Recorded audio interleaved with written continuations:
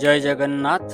एई भिडियोटी श्रावण मासरे हेउथिबा बोलबमधारी भाईक मानक पई उपलब्ध एवं श्रावण मासरे हेउथिबा नीति नियम एवं किपरि यह सुचारू रूपे पालन करा जाए ता विषय संपूर्ण विवरणी देइचंदी शिव मंदिरर पूजक।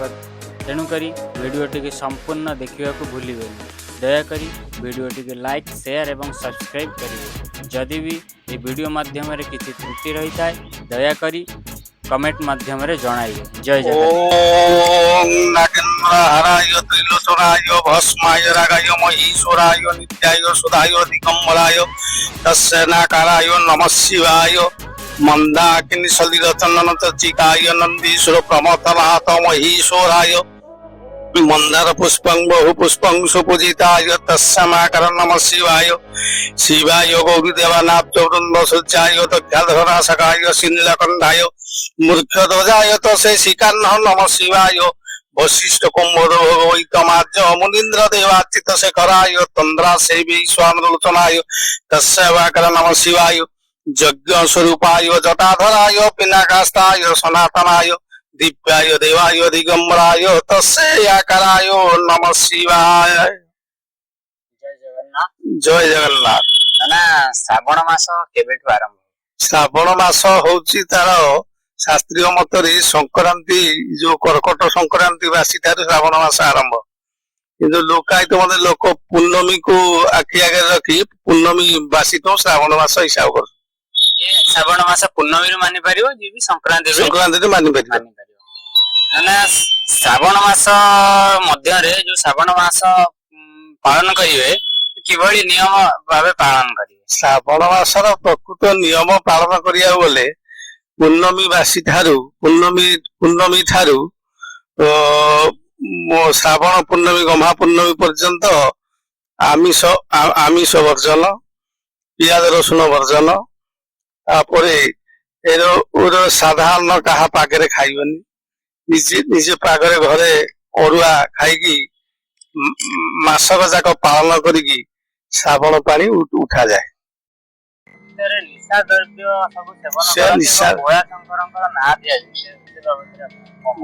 निशा द्रव्य खाई ठाकुर पानी नहीं जीवार उचित लोक से मानु ना मन इच्छा से पालन कर निशा द्रव्य खाई पानी उठे नहीं जाऊँ। पानी भार कौन कौन सामग्री पानी भार सामग्री हूँ जायफल श्रीकर्पूर जायत्री लवंग तापर ये जिनस चंदन ये जिनस दरकार। जो पानी भार नेला बेले प्लास्टिक ढाल नि जाए शास्त्रीय मतरे पानी ढाल प्लास्टिक जगह पानी ढाल नि जाए पानी नि जाए तंबा ढाल जाए नचेत तंबा ढाल जदि लोक न कर तार कौन ये ढाल कंसा ढाल कि ना पितल ढाल पानी उठा जाए पानी भार उठा जाए पानी भार उठा जाए नियम अनुसार पानी भार उठा उठेला पानी भार उठेया पूर्व स्नान करियो स्नान करिकी संकल्प करियो ब्राह्मण पाखे संकल्प करिकी पानी उठेकी नब पानी उठेकी नला पूर्व जो पानी भितर पशिबो पानी भितर पसिकी सूर्य को 3 आंजला जल अर्घ्य दब ना ना 5 थर तार होची 5 थर बुड़ी की पानी उठे की नवा कथा 3 5 7 जे बुड़ी पारला। अच्छा जो नना पानी भार नेला जो आरंभ हो साइला पर ठाकुर करंती बाली रे ठाकुर करंती से 7 थर बुलंती कोन सूर्य आडे नमस्कार है कि ना किभଳି तार नियम ना से महादेवंकर शक्ति गोटे तैयारी करिकी बाली घेरे से माने से ठाकुर बाली पूजा संकल्प तांकरी सम्मुख संकल्प करिकी पानी जेतेबेले पानी भार निया जाए समय जो रास्ता रे जाती पानी भार गला बेले ସେ ସବୁ ସମୟରେ କୋଉ କୋଉ ନିୟମ କାନୁନ ଅନୁଯାୟୀ ଶାସ୍ତ୍ରୀୟ ମତ ଅନୁସାରେ ନିଆଯାଏ? ନିୟମ ଅନୁସାରେ ଗଲେ ସେମାନେ ଠାକୁରଙ୍କ ବାହୁଙ୍ଗି କାନ୍ଧରେ ପକେଇ ଡାହାଣ କାନ୍ଧରେ ପକେଇକି କିମ୍ବା ଆଗ ପଟେ ବୁଲେଇକି ବାମ କାନ୍ଧରେ ପକେଇକି ପାଣି ନେଇକି ଆପଣଙ୍କ ମତ ଅନୁସାରେ ଏପଟ ସେପଟ ଏମିତି ମୁଣ୍ଡ ଦିଆକି କରନ୍ତି ଆଗ ପଟେ ବୁଲେଇକି ଛିପ କି ଛିପ ପକେଇଲେ ସେଟା ଅସୁବିଧା ହେଇଯାଏ। ଗାଧେଇବାକୁ ପଡିବ ନାଇଁ?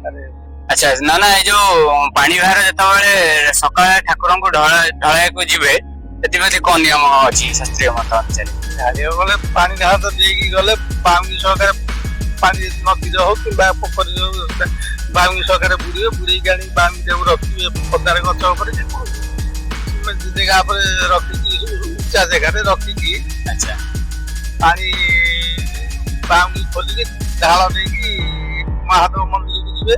ଦେଲା ପରେ ଠାକୁର ସ୍ନାନ ହେଇସାରିଲା ପରେ ସୂର୍ଯ୍ୟ ଉଦୟ ହେଲେ ପାଣି ଢାଳିବେ। ସୋମବାର କେତେବେଳଠୁ ଆରମ୍ଭ ହବ ପାଣି ଭାର ଢଳା ଆଉ କେତେବେଳଠୁ ଶେଷ ହବ ପାଣି ଭାର ଢଳା?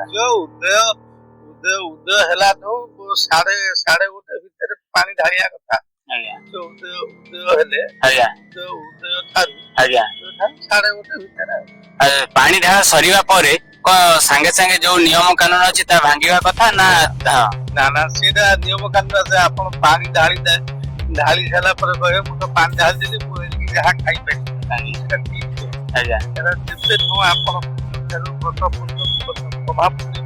ପାଳନରେ ବହୁତ ବହୁତ ଧନ୍ୟବାଦ ନନା ଆପଣଙ୍କର ଏ ମୂଲ୍ୟବାନ କଥା କହିଥିବାରୁ ଜଗନ୍ନାଥଙ୍କ ତରଫରୁ ବହୁତ ବହୁତ ଧନ୍ୟବାଦ। ଜୟ ଜଗନ୍ନାଥ। ଜୟ ଜଗନ୍ନାଥ।